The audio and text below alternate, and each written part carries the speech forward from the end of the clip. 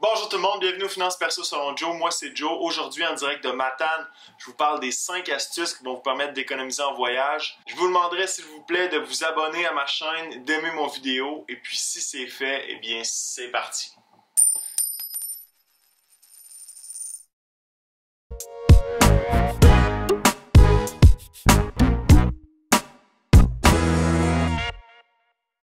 Première astuce pour économiser en voyage, préparez votre voyage d'avance. Vous devez déterminer au minimum de 6 mois à 1 an la date à laquelle vous voulez voyager, puis le nombre de semaines pendant lesquelles vous voulez voyager. Est-ce que vous voulez partir 1 semaine ou 2 semaines? Pourquoi de 6 mois à 1 an? Mais tout dépend de vos finances personnelles. Évidemment, vous allez devoir économiser de l'argent pour pouvoir partir en voyage.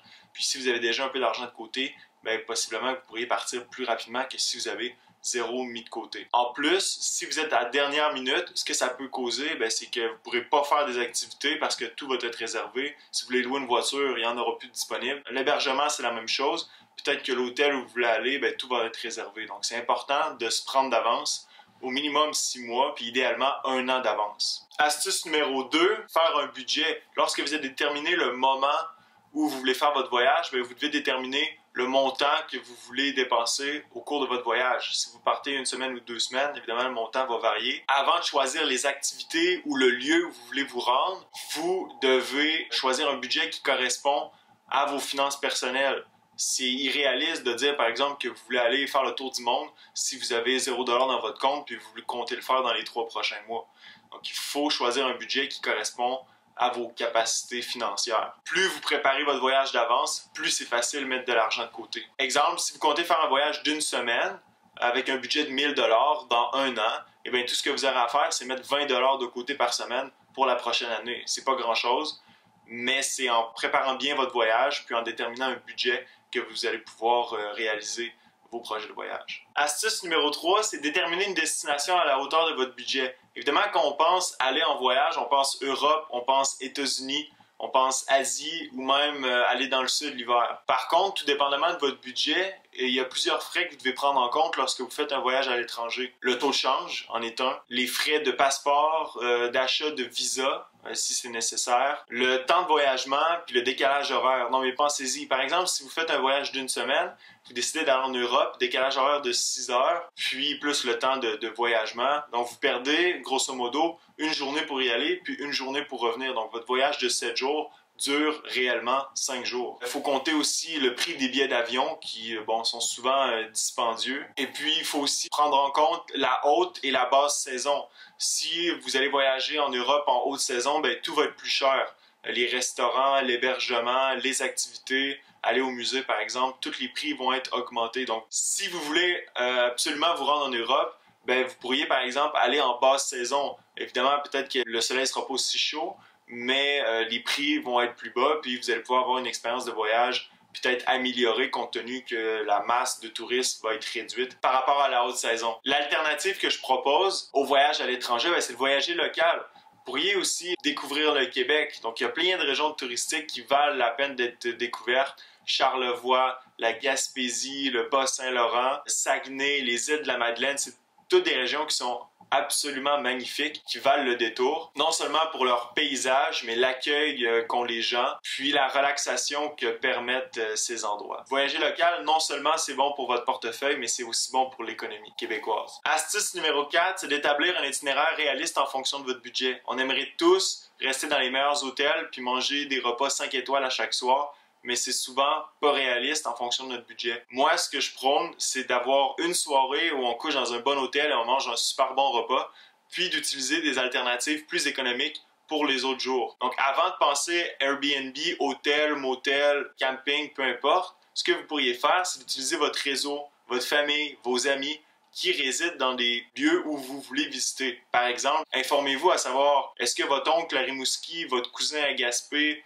votre sœur aux îles de la Madeleine ou votre frère à Québec pourrait vous accommoder pour 1 ou 2 nuits, puis vous pourriez intégrer ces villes-là dans un circuit au cours de vos vacances. Si vous comptez aller à l'extérieur, peut-être que vous avez une tante en France ou un grand-oncle qui, par exemple, passe l'hiver en Floride, peut-être qu'il pourrait vous accommoder 1 ou 2 nuits, puis vous pourriez économiser sur l'hébergement pendant ces nuits-là. Non seulement ça vous permet de visiter votre famille, mais aussi d'économiser sur l'hébergement.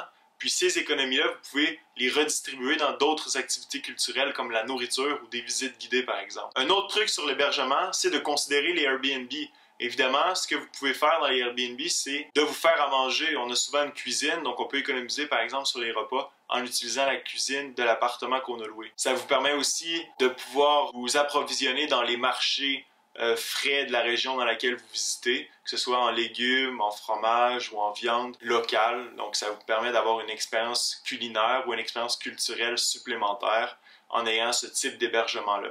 Lorsque vous louez une chambre d'hôtel, visitez plusieurs sites internet parce que les prix varient beaucoup. D'un site à l'autre, vous pouvez avoir une différence d'une dizaine de dollars jusqu'à 50 dollars. C'est important de bien choisir son hôtel en fonction évidemment des commentaires sur internet, mais aussi en fonction des prix.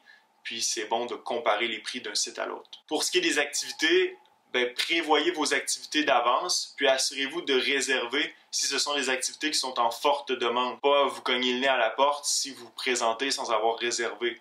Aussi, informez-vous sur les prix. Donc les prix, vous allez pouvoir les budgéter, les prévoir dans votre budget. Puis ça ne fera pas un trou dans votre budget de voyage si vous vous rendez à une activité qui coûte plus cher que ce que vous aviez pensé. C'est un peu le même principe pour la bouffe. S'il y a des restaurants dans lesquels vous voulez absolument vous rendre, prévoyez les prix, comme ça vous ne vous ferez pas surprendre par la facture à la fin du repas. Pensez aussi à porter avec vous un kit d'ustensiles de camping. Pourquoi? Parce que vous pouvez, par exemple, faire un arrêt impromptu dans un supermarché, puis acheter l'essentiel pour vous préparer un petit lunch sur le pouce. Donc, ça vous permet d'économiser sur les cantines ou les restaurants lorsque vous voulez dîner. Sandwich, salade, c'est des choses que vous pouvez faire assez rapidement sans avoir sous la main une cuisine complète. Astuce numéro 5 pour économiser en voyage, c'est de bien choisir son mode de transport. Pour ceux qui n'ont pas de voiture, avant de louer une voiture, rendez-vous sur Amigo Express. Donc, vous pourriez retrouver des lifts de covoiturage sur votre itinéraire, donc qui permettrait d'économiser grandement. Comme on le sait, louer une voiture en haute saison, ça peut être très dispendieux, jusqu'à 1000 $ par semaine. Vous pourriez penser aussi à utiliser le train. Via Rail offre le service entre plusieurs villes du Québec et du Canada. Puis, c'est un moyen de transport alternatif assez économe qui vous permet de voir des paysages que vous ne pourriez pas nécessairement voir lorsque vous vous transportez en voiture. Au lieu de louer une voiture auprès d'une compagnie, vous pourriez aussi demander à vos proches, votre famille, vos amis, s'ils ne peuvent pas vous prêter leur voiture, moyennant un certain dédommagement bien sûr, mais qui vous coûterait moins cher que louer directement auprès d'une compagnie. Pour ceux qui ont une voiture, si votre itinéraire est fait, mais pourquoi ne pas l'afficher sur Amigo Express? Ça vous permettrait d'avoir des gens qui embarquent avec vous et qui vous paient pour votre essence finalement. Donc ça vous permet d'économiser sur les frais de voyagement. Ça peut être intéressant. Pour ce qui est de l'avion, c'est important d'aller sur plusieurs sites internet. Les billets d'avion ont tendance à changer d'un jour à l'autre. Donc, consultez les sites. Vous pourriez utiliser les services de certains chercheurs d'aubaine qui vous permettent de trouver des billets d'avion à bas prix. Alors voilà, c'était les 5 astuces pour économiser en voyage. J'espère que vous avez apprécié la vidéo. N'oubliez pas de vous abonner à la chaîne, aimer la vidéo, puis ce fut un plaisir. À la prochaine.